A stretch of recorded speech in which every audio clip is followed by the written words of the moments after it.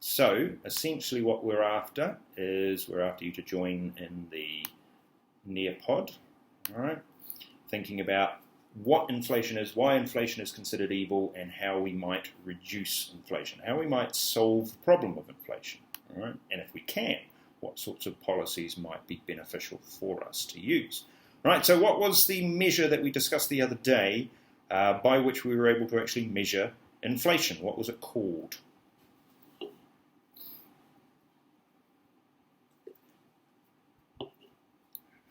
There we go. Oh, look at the rock stars here.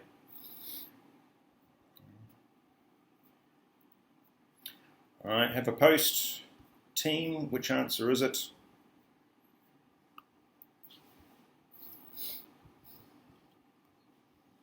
Already we got a fairly clear understanding by the looks of it as to what you all think the answer is. Inflation in economics is measured by which particular tool? What is it called?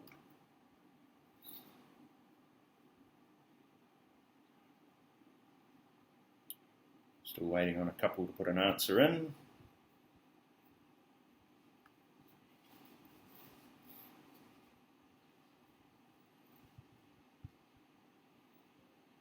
Waiting on one to put an answer in. You there, Kendrick? It's a poll, Kendrick. Have a guess, dude.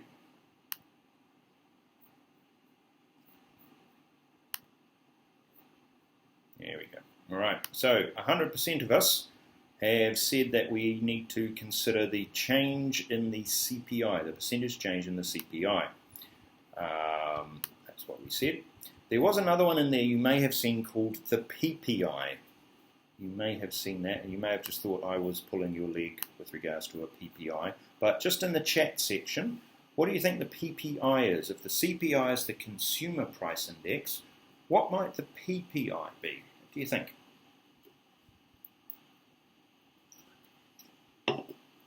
Well done. Fantastic.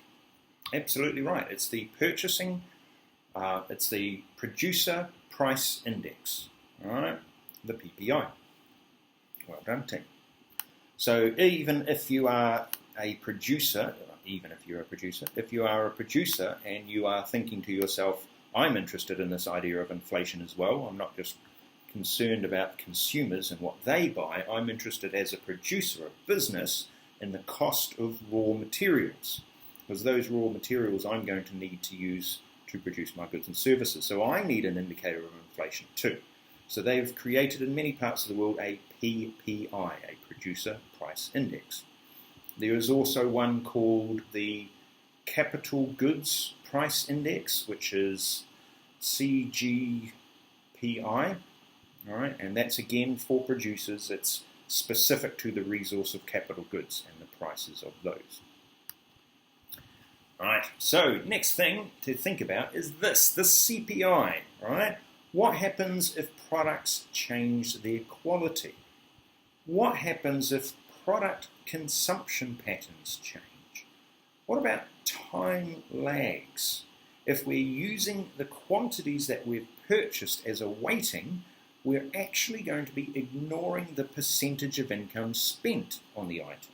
So therefore, maybe we are unbalancing who's actually buying these particular products. So people with lower incomes, right, for example, right, might end up spending greater percentages of their income on certain items. So that's more heavily weighted for them, yeah, as opposed to the quantities purchased. And if products change quality over time, how does the CPI recognize that? How are you going to manually adjust your weightings or the products themselves for those quality changes? All right, so even though it's a statistic, it's actually being constantly worked on as a statistic. So pretty much every 5 years there'll be additions and changes and weightings and adjustments and all of those sorts of things. And therefore, from a TOK point of view, historical comparisons might be a little bit difficult. Inter-country comparisons, again, how do people measure it in different countries? Is it going to be exactly the same? Well, no, it's probably not, because different countries, as we saw, have different consumption patterns. The time lag idea, if it doesn't change until, say, the 5-year, then all of those years leading up to that, there's going to be no change to the CPI, which means that there could be all sorts of different things happening that aren't actually accurately reflected in the CPI. So a little bit TOK this, but the understanding is we've got a figure, we use it to calculate inflation, but, however, it may not accurately represent inflation. We also got to think about regions, all right? CPI, inflation, doesn't necessarily affect every region within the country equally. Inflation isn't going to affect every individual equally either. All right. Now, why might we want to be cautious about using the CPI as an indicator of inflation, based on some of the things we've just mentioned? All right, have a go.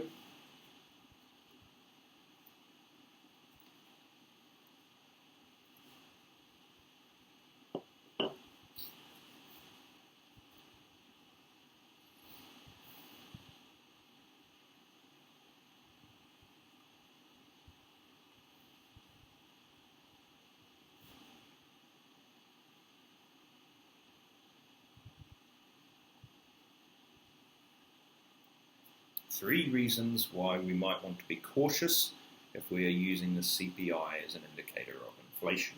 See what you can come up with.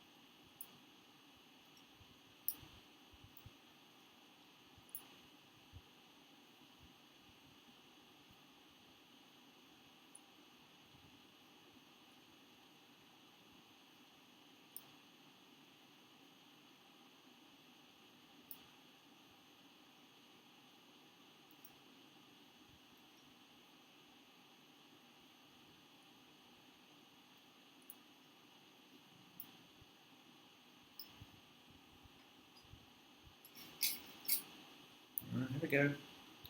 Why might we want to be cautious when using the CPI as an indicator of inflation?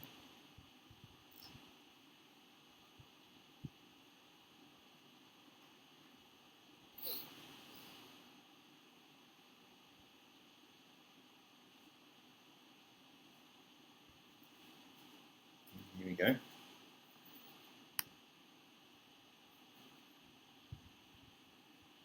Yes, you could make all of those as an argument. Well done, Sharaf. Yes, indeed. What about the rest of you? What do you think?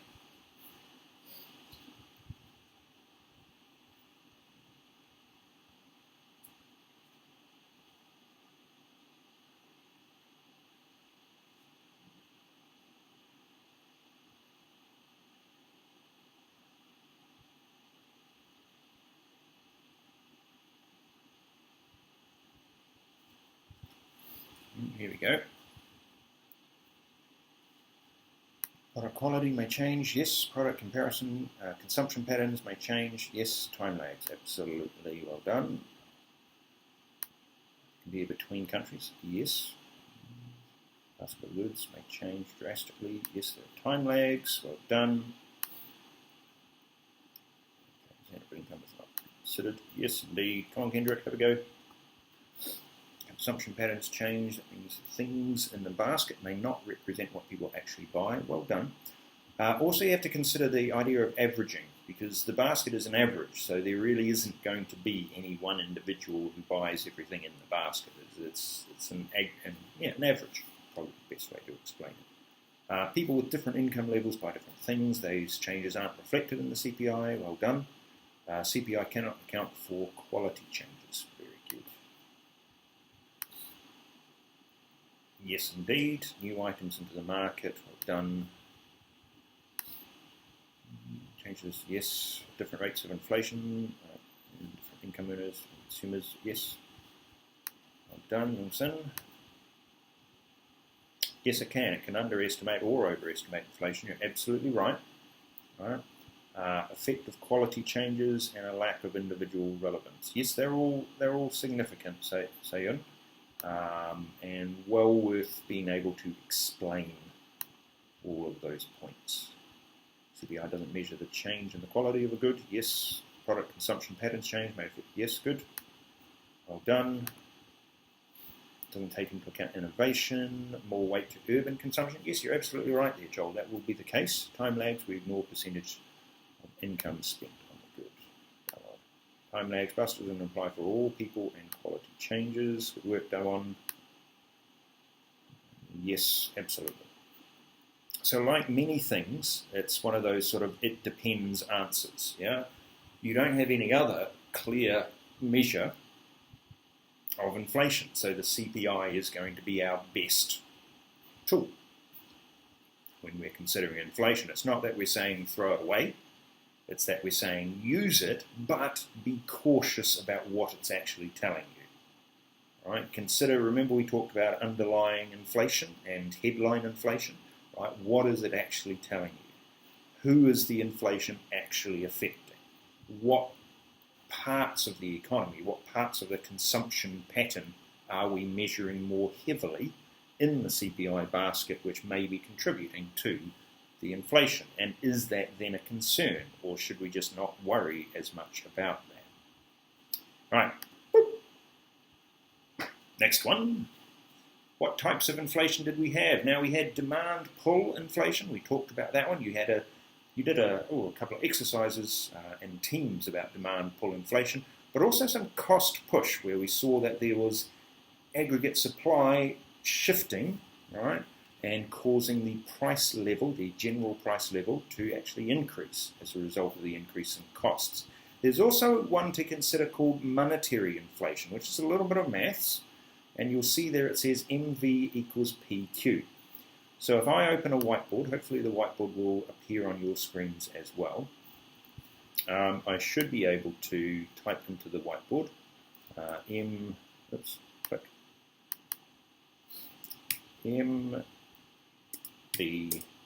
equals PQ.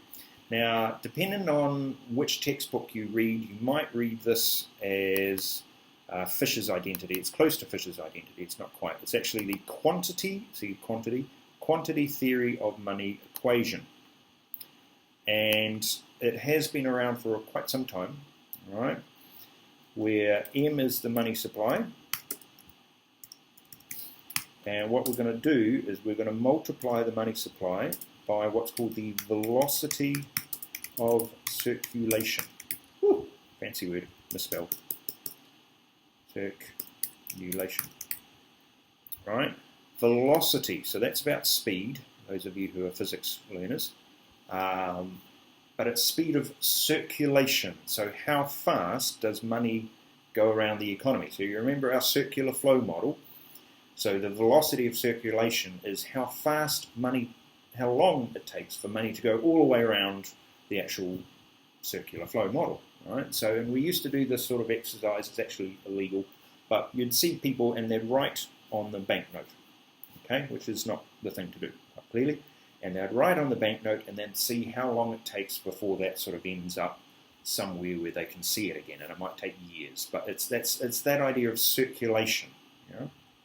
All right, and you see a similar thing online if you go onto the sorts of Facebooks, and they will say, repost this and see how many times it goes out around the world and how long does it take before it makes a connection that sends it back to you, sort of idea, the velocity of circulation. So what we're saying is how much money there is in the money supply, and we're going to multiply that by the velocity of circulation, and if we do that, then it's going to equal the price level, all right?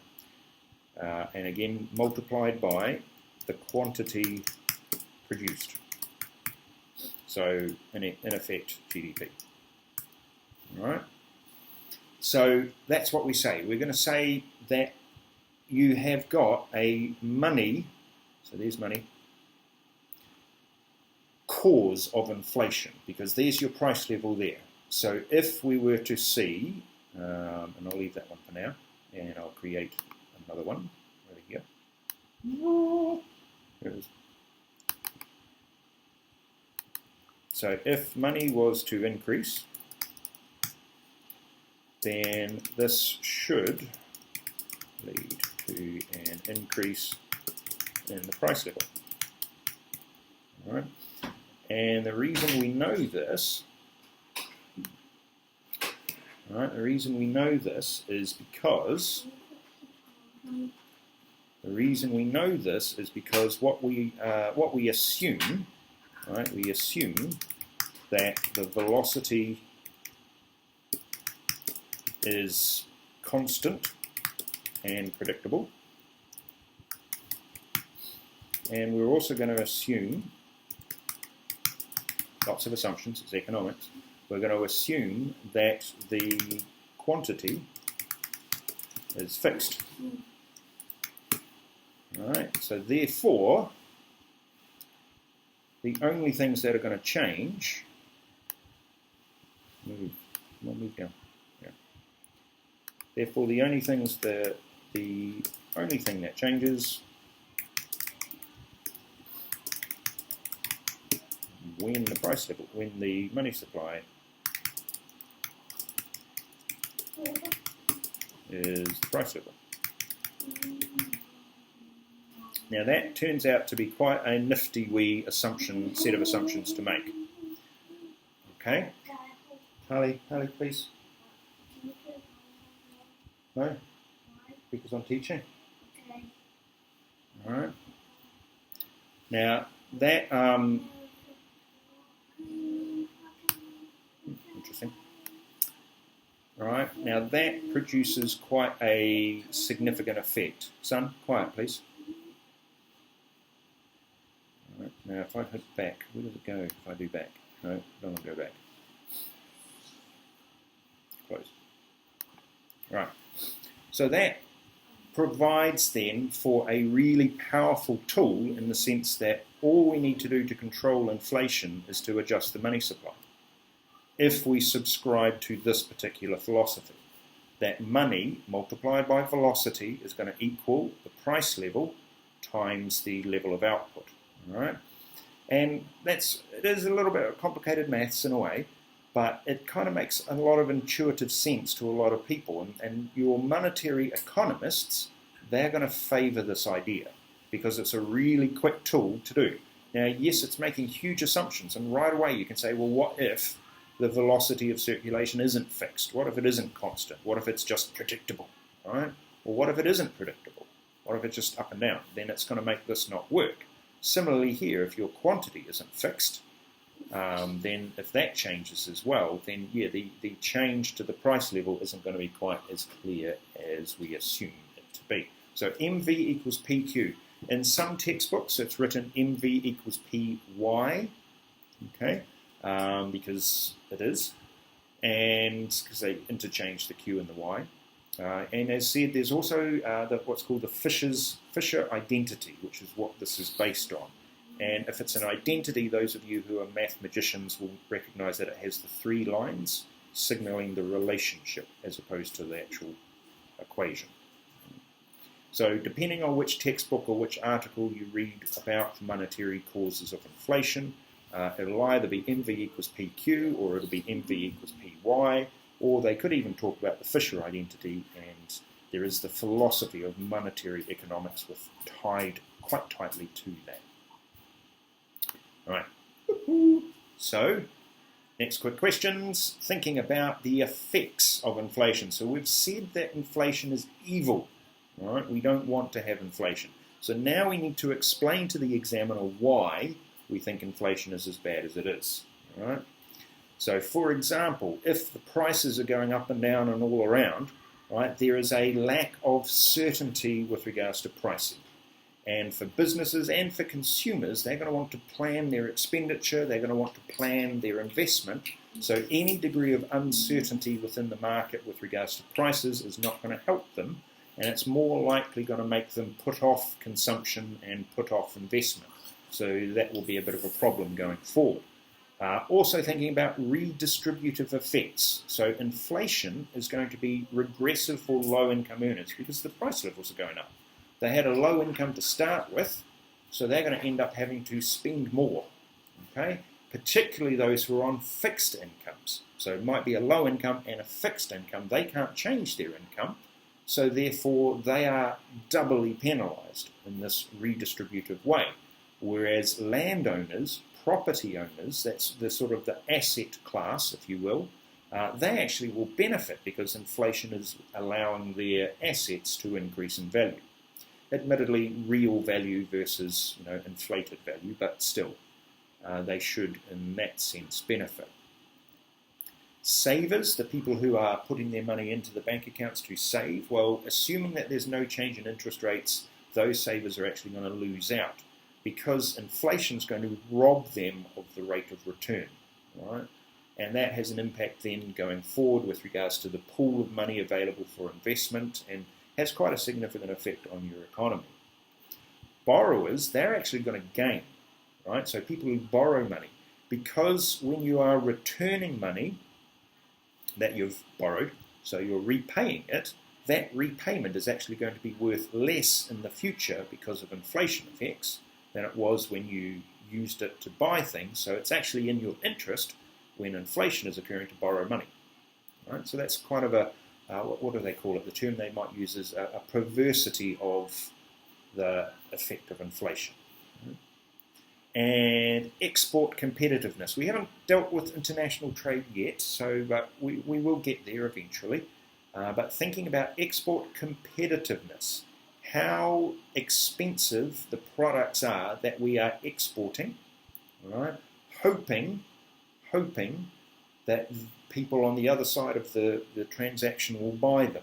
But if our inflation rate is higher than their inflation rate, then our products are going to become more expensive when we're trying to export them, and we might end up with less sales. And the obvious flow-ons from that, less exports, right? The people with incomes who are exporters, their income will fall, jobs potentially might be lost with regards to it, and then again it's that flow-on effect to the rest of the economy, less spending, less taxation, impacts on aggregate demand, and so on.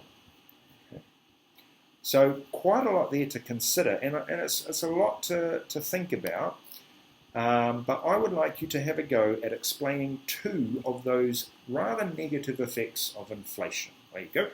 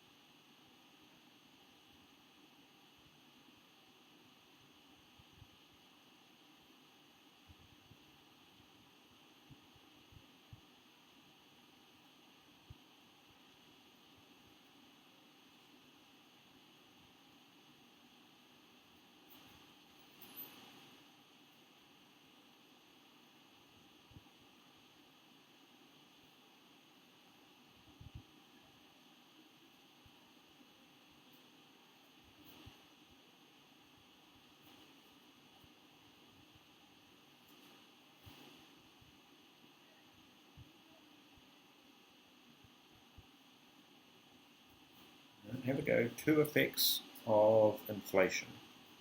Essentially asking the question, why do we think inflation is evil?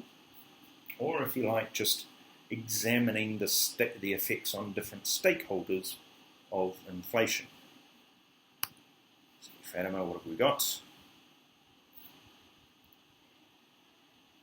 Good. Excellent, Fatima. Absolutely right. Well done. What else can we come up with?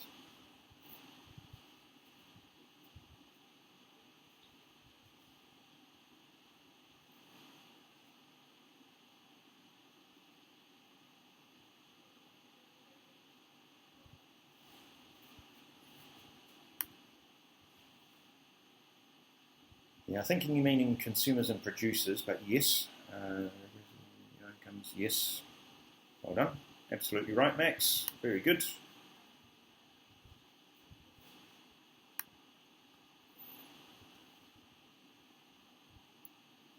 Well done, Jensen. That's very good. You went for the complicated route, the one that is perhaps a bit more challenging. Well done.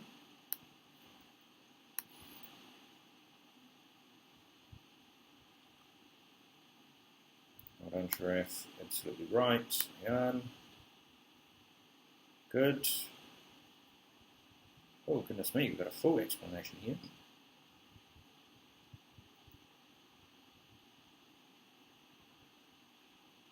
Yep, very good.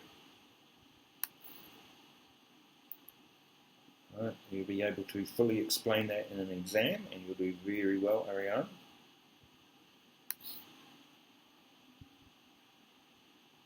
Yes, absolutely right, Joel. Well done. Gosh, you guys are rock stars. Well done. Waiting on a couple more.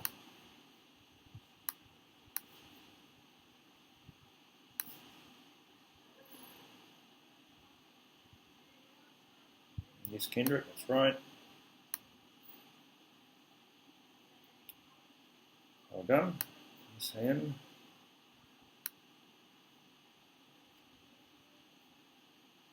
Yes, good.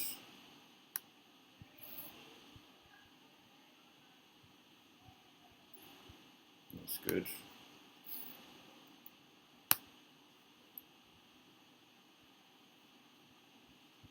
Yes, you're right there, Sayon. You'd want a bit more depth in your explanation, but yes.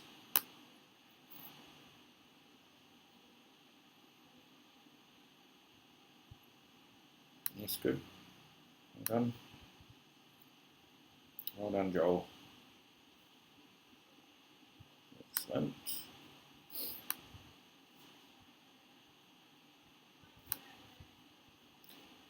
Okay, that's everybody? Well done. Okay. Well done. So therefore, we should also be thinking, which some of you are, about the impact on economic growth. All right. So the idea that that level of uncertainty, as we talked about, is going to lead to less investments from businesses, and investment is a key component, as we saw, to aggregate demand. So aggregate demand should decrease, and that might then lead to further damages to productivity and potential growth in the future. All right, so that's quite a crucial aspect with regards to the impact on economic growth. Pay demands, because we are seeing the rising costs of production from inflation, we're also going to see rising demand for increases in pay, which leads to rising costs of production. And as a result of all of that, we'd expect to see rising prices, as we see the inflation, and a decline in consumption. Then the next one is that idea about resource allocation. We've discussed this before, that the market has to work perfectly in order for resources to flow to where they need to be. And yeah, we recognised all the way back in microeconomics that there was very little that was real about a perfect market. But inefficiencies, because of higher prices, they're going to distort the market. So there will be wage price spirals, there will be additional menu costs and additional shoe leather costs. Businesses have to keep changing their prices, which is what's called a menu cost, and consumers, but also businesses, will have to do a lot more research into the different prices and the different places that they can get different products, and that's what's classified as a shoe leather cost. So there are significant impacts on economic growth that could happen. And one of the big ones, obviously, is resource allocation, because you're having a misallocation of resources. All right, what was the effect of inflation on economic growth? Have a go, see how much you can remember.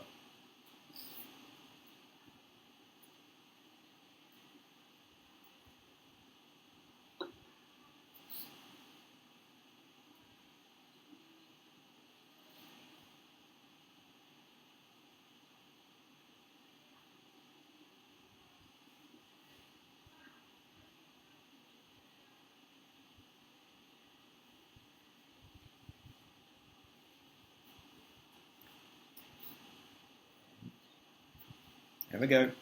Effects of inflation on economic growth.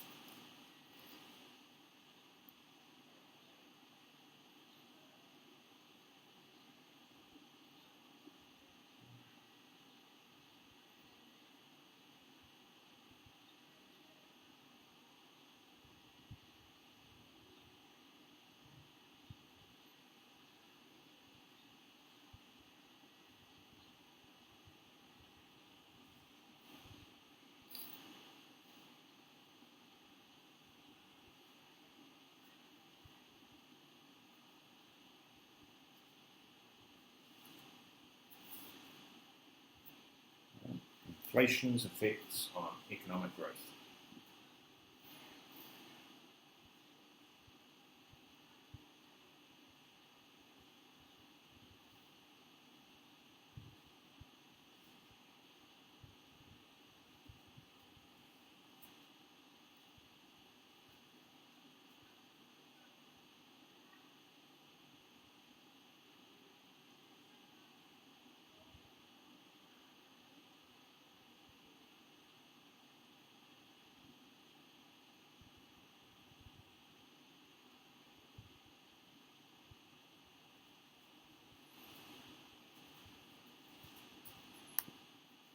Lower rates of yes, reducing investments, absolutely.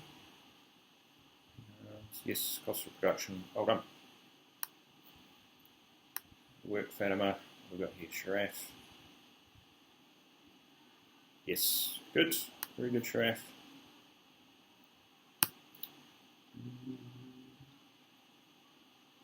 I like that arena, well done.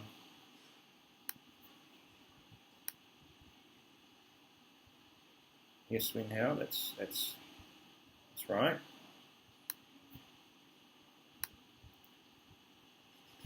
Oh, Andrew, this is very good. Well done. Okay, waiting on a couple more. Good work, Nisa. Come on, Kendrick, have a go.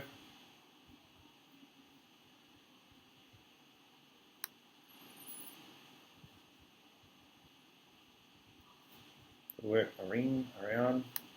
Sorry.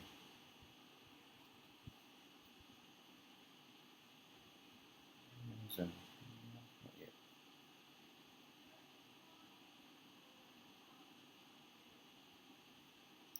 Right, just a couple more to have a go.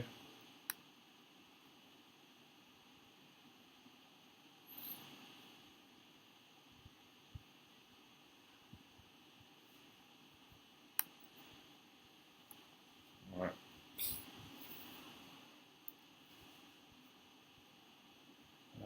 Here we go, Kendrick.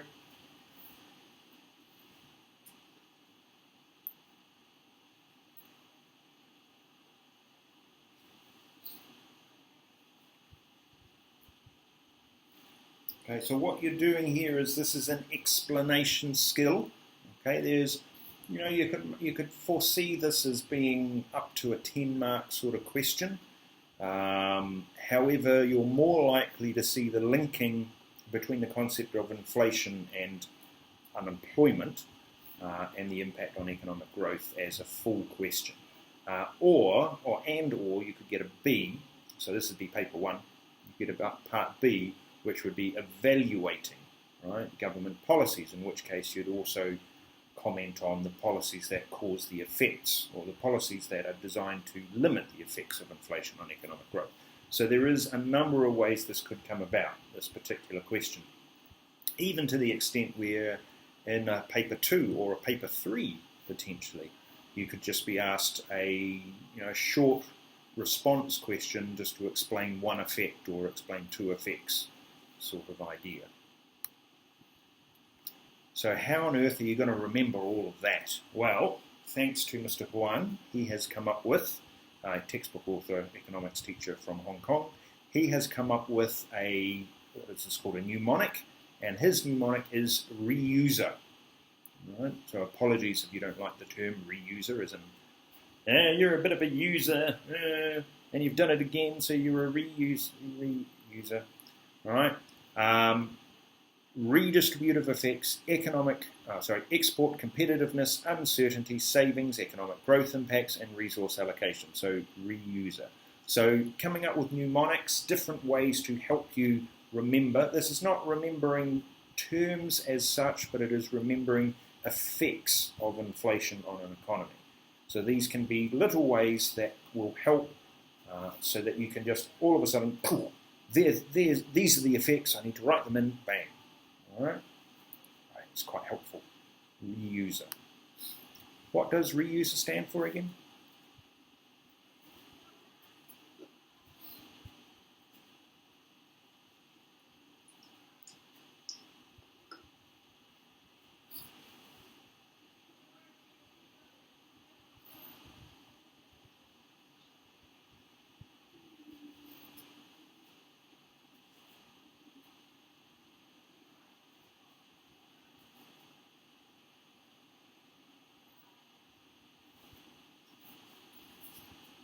Good, well done.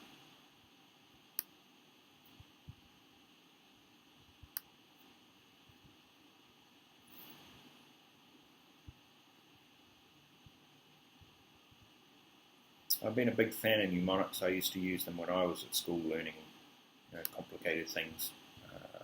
I can remember Roy Jabiv, right, the colours of the rainbow, which we had to learn in science when I was younger.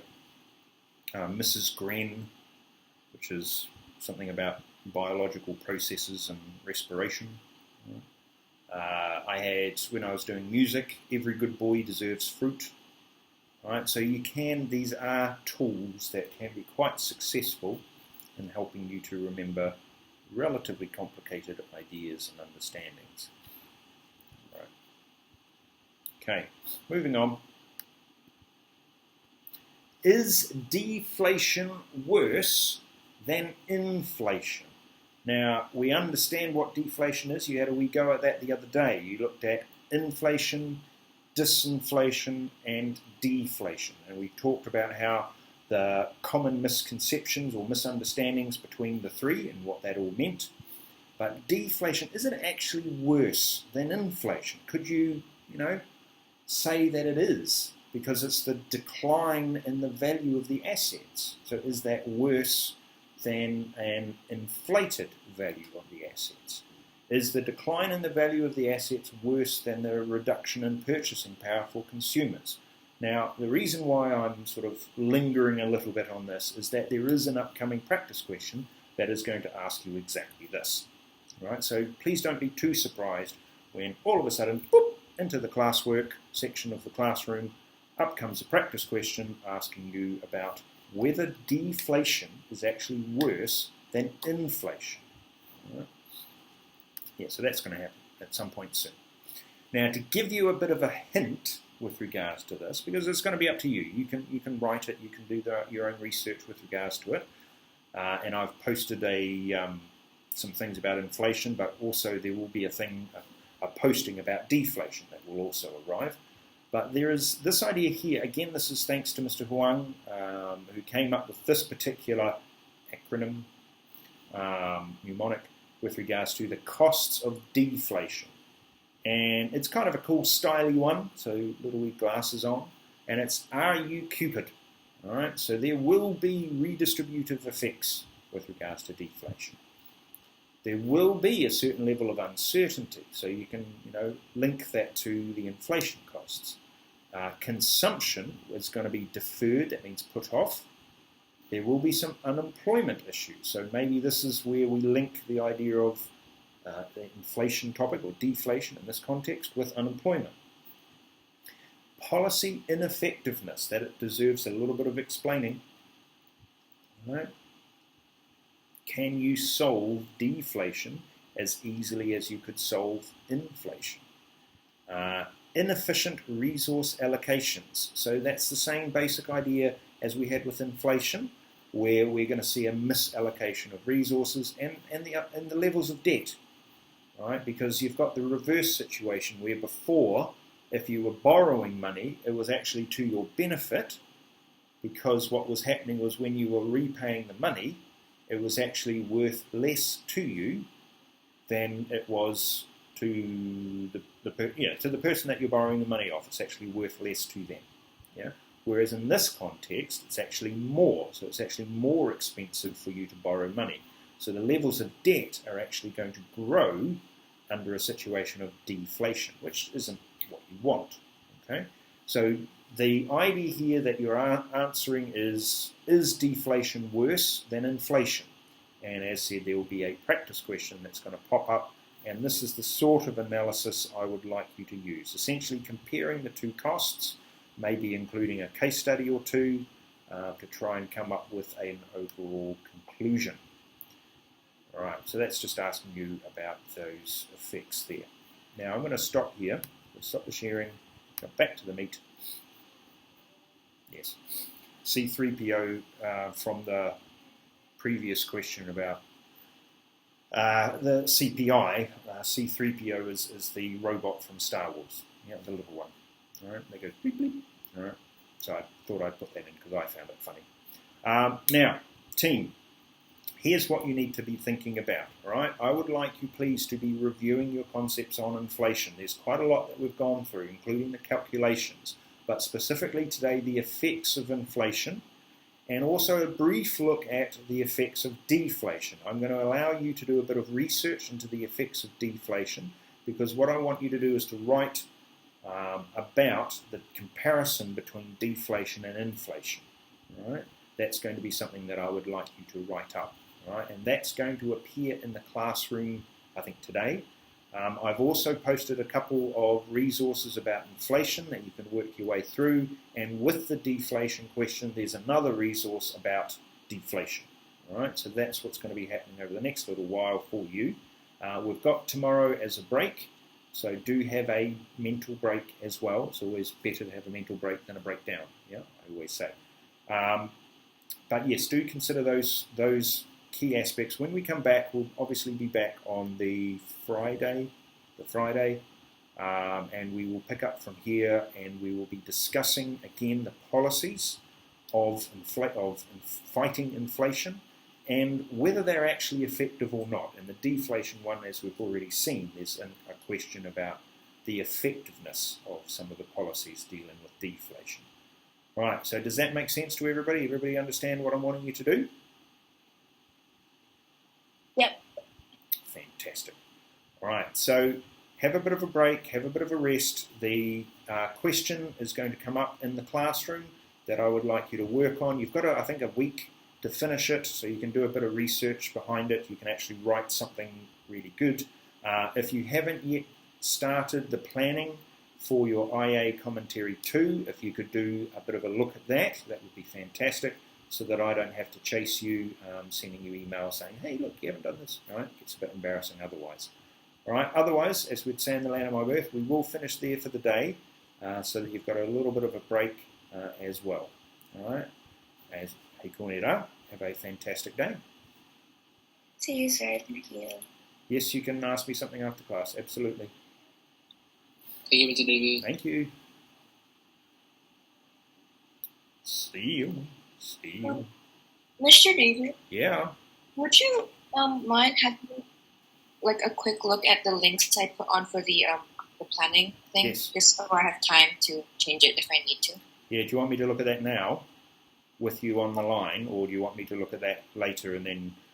I don't mind, whichever is better for you. Yeah, if I can look at it in later this afternoon, that would be good. Yeah, that's fine.